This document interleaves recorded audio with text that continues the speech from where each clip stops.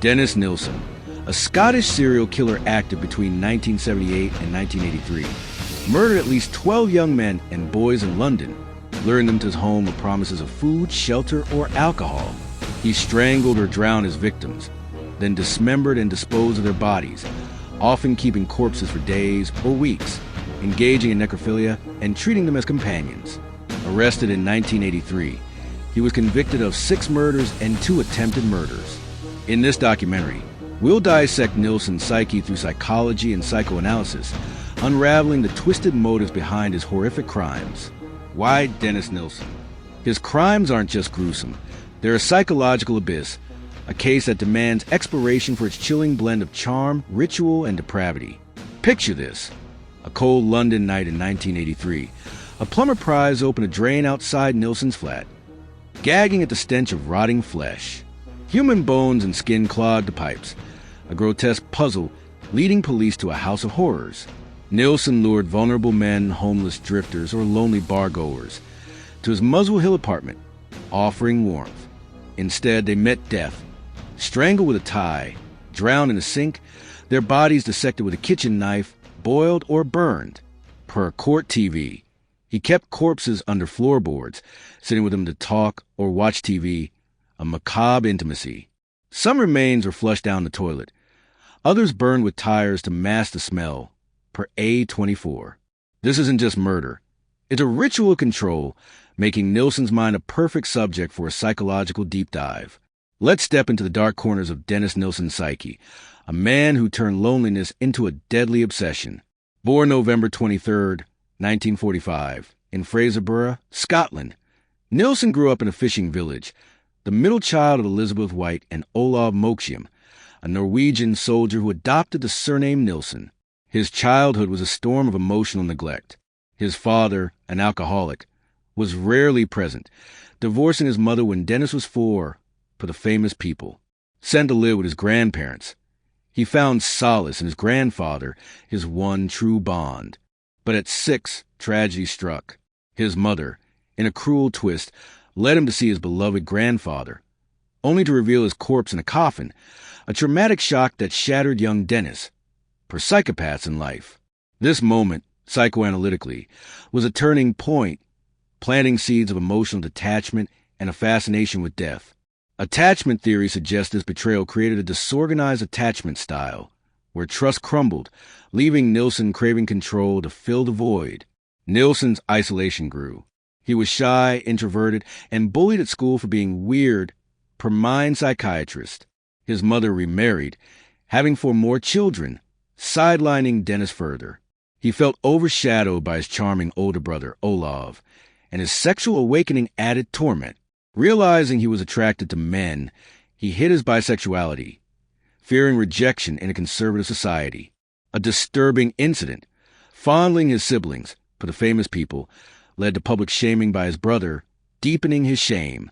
Psychoanalytically, this aligns with an inferiority complex, where feelings of inadequacy fuel a need for dominance.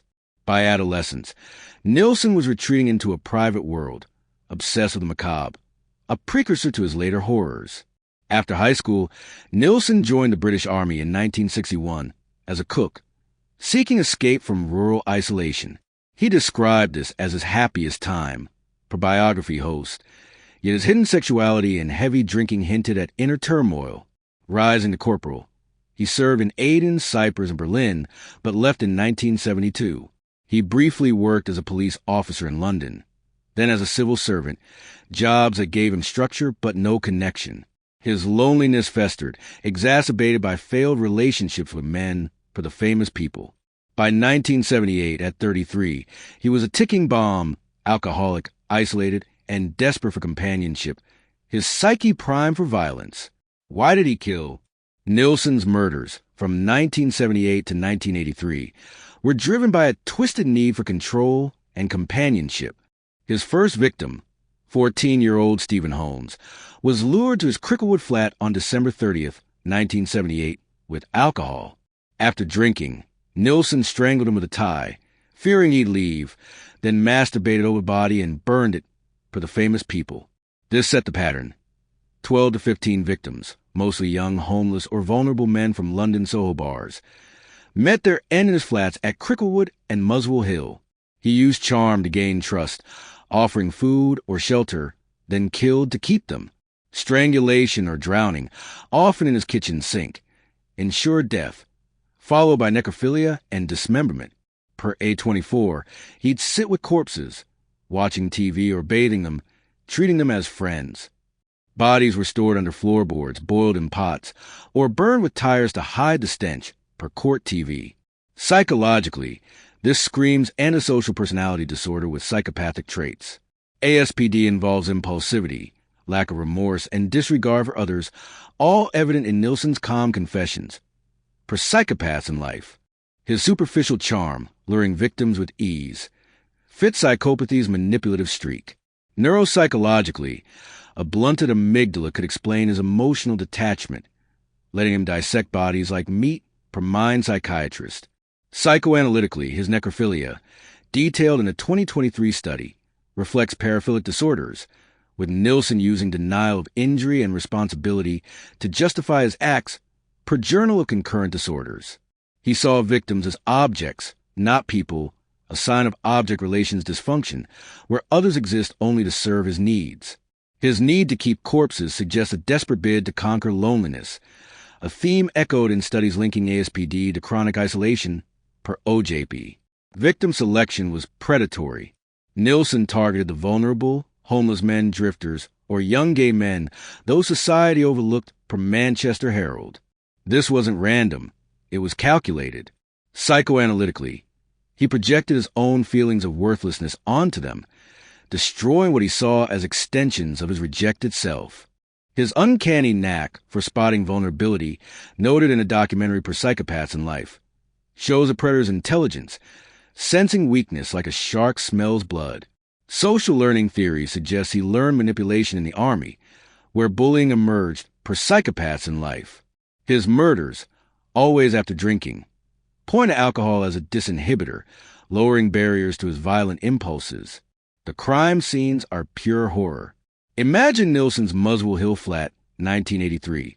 Floorboards creak as he lifts them, revealing a rotting corpse, its skin gray, eyes lifeless. He sits beside it, sipping tea, chatting as if it's alive, per court TV. The kitchen reeks of bleach and boiled flesh, a pot on the stove simmering with human remains. A survivor, Carl Stoddard, told the Old Bailey, per Crime Library, how Nilsen strangled him, then drowned him in a bathtub, only stopping when he stirred. Stoddard woke to Nilsen's solicitous care, unaware he'd nearly died. Another, Paul Nobbs, escaped after a strangling attempt, describing Nilsen's eerie calm, per Crime Library. Police found bags of flesh, bones in the garden, and a cooking pot with traces of human fat, per A24. The stench of decay led neighbors to complain, triggering the plumber's discovery, per Netflix UK. Why this brutality? Psychoanalytically, Nilsen's need for control stemmed from childhood trauma. His grandfather's death and parental neglect left a void he filled with power over others. His necrophilia, per the Daily Mail, was less about lust and possession, keeping victims as companions to soothe his loneliness. Schema therapy suggests early abandonment created a maladaptive schema, where relationships were threats to be controlled, per IPL.org. His calm demeanor, noted by police as bizarre, reflects psychopathy's shallow emotions. He described murders like recounting a grocery list, per Psychopaths in Life. Alcohol amplified this, loosening his inhibitions, while his need to dismember and dispose suggests a ritual to erase guilt, though he felt none, per Mind Psychiatrist. Nilsen's arrest came on February 9, 1983, after a plumber found human remains clogging his drains, per The Famous People. Police entered his flat, confronted by the smell of death. Nilsen, unfazed, led them to a closet stuffed with body parts, confessing to 15 or 16 murders, per A24. His trial, starting October 24, 1983, was a spectacle. Charged with 6 murders and 2 attempted murders, he pleaded not guilty, claiming no malice. Survivors' testimonies, Stoddard and Nobbs, damage his case, per Crime Library. Psychiatrist Dr. Patrick Galway diagnosed a borderline false self as if pseudo-normal narcissistic personality disorder, suggesting schizoid episodes.